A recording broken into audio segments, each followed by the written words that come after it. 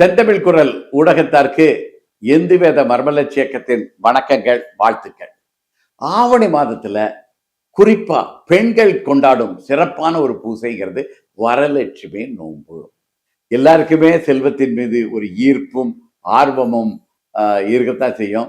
அதுவும் இந்த வரலட்சுமினாலே வரங்களை தரக்கூடிய இலக்குமி, அட்டலட்சுமிகளும் ஒன்று சேர்ந்து நமக்கு கேட்டதையெல்லாம் கொடுத்து நமது வாழ்வை வளமாக்கும் ஒரு நோன்புங்கிறதுனால பெண்கள் இதை மிகவும் அக்கறையுடன் வழிபாடு நடத்துகிறார்கள்.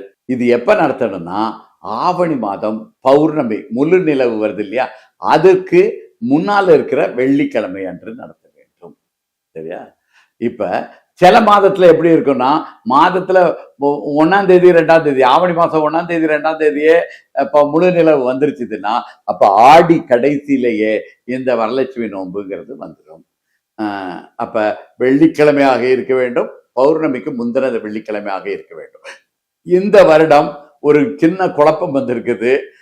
28ஆம் தேதி இருக்குது இல்லையா, ஆகஸ்ட் 28ஆம் தேதி அன்றைக்கு தான் ஆவணி மாசத்துல முழு நிலவு வருது. அன்னைக்கு வெள்ளிக்கிழமையாக வேற இருக்குது. அப்ப வெள்ளிக்கிழமைனா 28ஆம் தேதி கொண்டாடணுமா, 21ஆம் தேதி கொண்டாட வேண்டுமா? ரெண்டுமே ஆவணி மாசத்துல தான் வருது, ரெண்டுமே வெள்ளிக்கிழமையாக இருக்கிறது, ரெண்டுமே பௌர்ணமிக்கு முன்னாடி இருக்குது அப்படின்னு நினைத்து கொண்டு 2 நாளும் கொண்டாடலாம் என்கிறார்கள். அது தவறு. ஆவணி மாதத்திற்கு முழு நிலவுக்கு முன்னால இருக்கணும். ஆவணி மாதத்துல முழு நிலவு நிறைவு பெறுறது தான் வெள்ளிக்கிழமை, அது வியாழக்கிழமையே துவங்கிருது. அப்ப முழு நிலவுக்கு முன்னால உள்ள வெள்ளினா 28ஆம் தேதி கிடையாது. 28ஆம் தேதி முழு நிலவு நாள் நிறைவு பெற நாள்ல வர்றதுதான் வெள்ளிக்கிழமையாக இருக்கிறது, ஆவணி 28. அப்ப நம்ம கொண்டாட வேண்டியது ஆவணி முழு நிலவுக்கு நாளுக்கு முன்னாடி வர்ற வெள்ளிக்கிழமைனா ஒரே ஒரு கிழமை தான், அது உறுதியாக 21 ஆகஸ்ட் தான், சந்தேகமே இல்லை. வெள்ளிக்கிழமை கொண்டாட வேண்டும், நல்லா புரிஞ்சுக்கிடுங்க. 1. 2வது, இந்த வரங்களை தரும் லட்சுமி அப்படிங்கிறதுக்காக லட்சுமியை மட்டும்தான் கும்பிடணும்ட்டு ஒன்றும் இல்லை. பார்வதி தேவி உமையாளை கும்பிடலாம், சரஸ்வதியை கும்பிடலாம். ஏன்னா யாருக்கு பள்ளி கல்லூரி மாணவர்களுக்கு சரஸ்வதியை இந்த நேரத்தில் கும்பிடலாம். இது மொத்தமாக சக்திகளை வழிபடும் ஒரு நாளாகத்தான் சித்தர்கள் குறித்து வைத்திருக்கிறார்கள். அதனால இந்த நோன்பை யாருக்கு வேண்டுமானாலும் இருக்கலாம், கும்பிடலாம். சரி, எப்படி கும்பிடுறது எல்லாருக்கும் தெரியும். ஒரு செம்பு கலசம் அல்லது வெள்ளி கலசம் எடுத்துக்கொண்டு அதுல நூல் சுற்றி, அந்த நூல் சுற்றும் முறைகள் எல்லாம் இருக்கின்றன. அது இந்துவேத மர்மலட்சி இயக்கத்திற்கு நீங்கள் புலனத்துல நாங்கள் அருளாட்சி திருச்சபைன்னு யூடியூப் சேனல்லாம் வச்சிருக்கிறோம். அதுல நீங்க தொடர்பு கொண்டீர்கள் என்றால் நாங்கள் அதுக்குண்டான மந்திரங்கள், முறைகள், பூநூல், அந்த நூல் கலசத்துல நூல் சுற்றும் முறையெல்லாம் நாங்கள் சொல்லிக் கொடுப்போம்.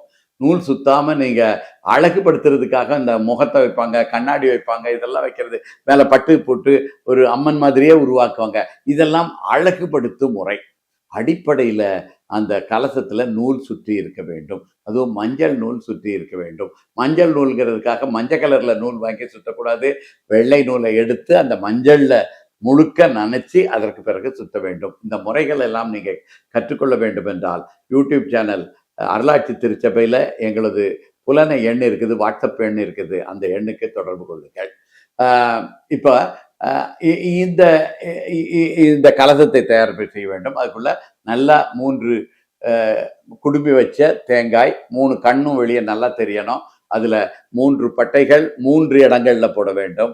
ஒரு 3 திருநீற்று பட்டைகள் போட்டு அதுல 3லையும் குங்குமத்தையும் வைத்து அந்த கலசத்தை உருவாக்க வேண்டும்.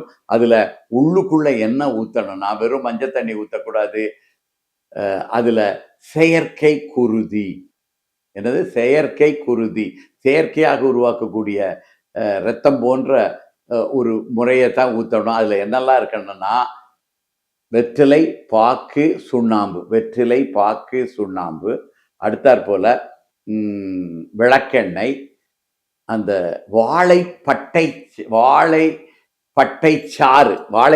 சாறு, விளக்கெண்ணெய், இது எல்லாத்தையும் கலந்து அதுல போட வேண்டும். அதற்கு மேல வாசனைக்கு மஞ்சள் தேய்த்து, அந்த அடிப்படையில வெற்றிலை, பாக்கு, சுண்ணாம்பு, விளக்கெண்ணெய், விளக்கெண்ணெய் நிறையா ஊற்றணுங்கிறதுல ஒரு அரை ஸ்பூன் ஊற்றினா போதும். வாழைப்பட்டை சாறு இது எல்லாத்தையும் வச்சு இந்த அஞ்சையும் வச்சுட்டு இதற்கு மேலே நீங்கள் என்னெல்லாம் மஞ்சள் தண்ணீர் ஊற்றலாம், பன்னீர் ஊற்றலாம், நல்ல வாசனை திரவியங்கள் ஜவ்வாது மாதிரி வாசனை திரவியங்கள் போடலாம். இதெல்லாம் போடணும். அடிப்படையில் வெற்றிலை பாக்கு, சுண்ணாம்பு, கொஞ்சோண்டு விளக்கெண்ணெய், அடுத்தாற்போல் வாழைப்பட்டை சாறு இது எல்லாத்தையும் இதுதான் செயற்கை குருதி உருவாக்கும் முறை. இதை உள்ள ஊற்றி அதற்கு பிறகு அலங்காரம் பண்றதெல்லாம் உலகியலானது தான். இதுதான் அடிப்படை. இது எல்லாத்தையும் விட்டுட்டு நம்ம அந்த முகம் மாதிரி வைக்கிறேன், இதில் வைக்கிறேன், கலரில் வைக்க ஜிகினா வைக்கிறேன், வெள்ளை அந்த கண்ணாடிகள்லாம் வச்சு அலங்கரிக்கிறதுங்கிறது நமது உள்ளத்திற்கும் நமது ஆர்வத்திற்கும் ஏற்றது தானே தவிர அடிப்படையில் வழிபடுற முறையில் இந்த அஞ்சு இருக்க வேண்டும். சரி, இதை வச்சு நம்ம நோன்பு இருக்க வேண்டும். நோன்பு இருக்கிறதுனா என்ன?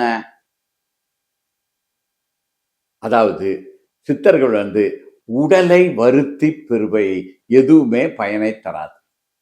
உடலை வருத்தி நாம் எது பெற்றாலும் அது பயனை தராது. என்னங்க எப்படி சொல்றீங்க? மாரியம்மன் கோயில்ல தீ மிதிக்கிறாங்க, அலகு குத்துறாங்க, முருகனுக்கு அலகு குத்துறாங்க, அம்மனுக்கு அலகு குத்துறாங்க. இதெல்லாம் உடலை வருத்தி செய்யறது தானே, கிடையாது. நீங்க மாரியம்மன் கோயில்ல தீ மிதிச்சுட்டு வர்றவங்கிட்ட கேளுங்க, கால் வலிச்சுதா, இதா இந்த அந்த வழிபாடு செய்யும் வரைக்கும் உனக்கு வலி தெரிஞ்சுதா, அந்த நடக்கும் போது உனக்கு வலியோ, தீப்பன் சுட்ட அந்த காயமோ வடுவோ ஏதோ வலி இருந்ததுதானா? இல்லைன்னு தான் சொல்லுவோம். அது அடுத்த நாள் கூட அந்த வலி வரும். ஆனா அந்த வழிபாடு நடத்துற வரைக்கும் அவருக்கு வலி கிடையாது. அதே தான் அலகு குத்தும் போது, அலகு குத்தி கழட்டி அதுக்கு ஒரு அரை மணி நேரம் கழிச்சு தான் கொஞ்சம் வலிக்குமே தவிர அடுத்த நாள் தான் வலிக்குமே தவிர அன்றைக்கு அந்த அலகு குத்தி முடிக்கிற வரைக்கும் வலி கிடையாது. ஏன் வலி கிடையாது? அந்த அருளாற்றலால் நமது எண்ணமெல்லாம் உன்னை வேண்டிக் கொண்டு அந்த வேண்டுதல் நிறைவேறிட்டுனா நன்றியுணர்வுடனும், இல்லை வேண்டுதல் நிறைவேறனாலும் நமது சொல் செயல் சிந்தனை எல்லாம் அந்த நமது வேண்டுதல்கள் மூலமாக இருக்கிறதுனால நமக்கு அந்த வலி தெரியாது. அதே மாதிரி தான் வரலட்சுமி நோன்புக்கும். நீங்கள் பசி தோன்றிச்சுதான், பசிக்கிற மாதிரி இருந்துச்சுன்னா பசியோடு அந்த விரதத்தை தொடரக்கூடாது. பசியே இல்லாம நான் முழுக்க எனது சிந்தனைகளை லட்சுமி மூலமும் அந்த சரஸ்வதி எனப்படுகின்ற சரஸ்வதி மேலையும் உமையமயில் மேலையும் நான் எனது எண்ணத்தையும் வேண்டுதல்களை மேலையும் நான் வச்சிருக்கும் போது எனக்கு பசியே தெரியாம நான் நோன்பு இருக்கிறேன்னா அது வரவேற்கத்தக்கது. அதனால தான் சித்தர்கள் விரதம்ங்கிற வார்த்தையை பயன்படுத்துறது கேட்ட வீர தவம். அது ஒரு வீரமான தவம். தவம்னா என்ன? எனக்கு ஒரு வேண்டுதல் இருக்கிறது, எனக்கு ஒரு எண்ணம் இருக்கிறது, எனக்கு ஒரு அழலை பெற வேண்டுங்கிற நோக்கம் இருக்கிறது, இல்லை எனக்கு பெற்றதைகளுக்காக நான் நன்றி செலுத்திக் கொண்டிருக்கிறோம். எனது எண்ணமெல்லாம் அந்த பெற்றவையை பற்றியும் பெற வேண்டியதை பற்றியும் தான் இருக்கிறதுனால இந்த பசி தாகம் எதுவுமே தூக்கம் எனக்கு இல்லை அப்படின்ட்டு இருக்கிற உன்னையுமே உணராம இருக்கக்கூடிய தவம் தான் வீரத்தவம். அப்ப பசியை அடக்கி கொண்டு இருப்பதற்கு பேர் வீரத்தவம் கிடையாது. நீங்க பெண்கள் நன்றாக புரிந்து கொள்ள வேண்டும். இதற்கு படையல்கள் எல்லாம் வைத்து வழிபடலாம். எப்போ வழிபடலாம்? காலையில 6:30 7:30 மணி வரைக்கும் வழிபடுக்கு உயர்ந்த நேரம். இல்ல உச்சி பொழுது 11:30 1:40 வரைக்குமே வழிபடலாம் உச்சரி பொழுது. மாலையில 5:40 7:30 வரைக்கும் அது ஒரு பிரதோஷ நேரம், தினப்பிரதோஷம். பிரதோஷம் நிறைய பிரதோஷம் இருக்குது. வளர்பிறை பிரதோஷம், தேய்பிறை பிரதோஷம், சனி பிரதோஷம். அதுல தினப்பிரதோஷம் தினமுமே 4:30 மணிலேருந்து 6 மணி வரைக்கும் பிரதோஷ நேரம். நம்மளது தோஷங்கள் எல்லாம் நீங்கக்கூடிய நேரம். அப்ப மாலையில 5:40 7:30 வரைக்கும் வழிபடலாம். இது பிரதோஷ நேரத்திலேயே வழிபடலாம். இதுல ஏதாவது ஒரு நேரத்திலேயோ அல்லது 3 நேரங்களிலேயுமோ அந்த வீர தவத்தை இருந்து அதை எதற்காக வழிபடுகிறோங்கிறத உணர்ந்து லட்சுமியை மட்டும் கும்பிடாமல் லட்சுமியுடன் சேர்த்து சரஸ்வதியையும் உமையம்மளையும் சக்திகளையும் மாரியம்மன் காளியம்மன் எல்லாரையும் நினைத்தும் வழிபடலாம். அப்படி மொத்தமாக எல்லா சக்திகளையும் வழிபட்டு அடுத்த ஓராண்டுகளுக்கு நாம் சக்தியுடன் இருப்போம். நமது குடும்ப மகிழ்ச்சி இதனால சிறப்பாக அமையும். இந்த குடும்பத்தில் ஒற்றுமை சிறப்பாக அமையும். அடுத்த ஒரு வருடத்துக்கு உங்களுக்கு பாதுகாப்புகள் எல்லாம் முழுமையான அருட்பாதுகாப்புகள் கிடைக்கும். நலங்களும் வளங்களும் கிடைக்கும். அப்படிப்பட்ட ஒரு சிறந்த நலத்தையும் வரத்தையும் பெறக்கூடிய இந்த வரலட்சுமி நோன்பை பெண்கள் மட்டுமல்லாமல் ஆண்களும் இதை கடைபிடிக்கலாம், ஆண்களும் இதை பின்பற்றலாம். அப்படி பயன்படுத்தி சிறப்பானதொரு நோன்பை கொண்டாடுமாறு செந்தமிழ் குரல் ஊடகத்தாருக்கு வேண்டி கேட்டுக்கொள்கிறோம். இந்து வேத மறுமலர்ச்சி இயக்கத்தின் வணக்கங்கள், வாழ்த்துக்கள். ஓம் திருச்சிற்றம்பலம். ஓம்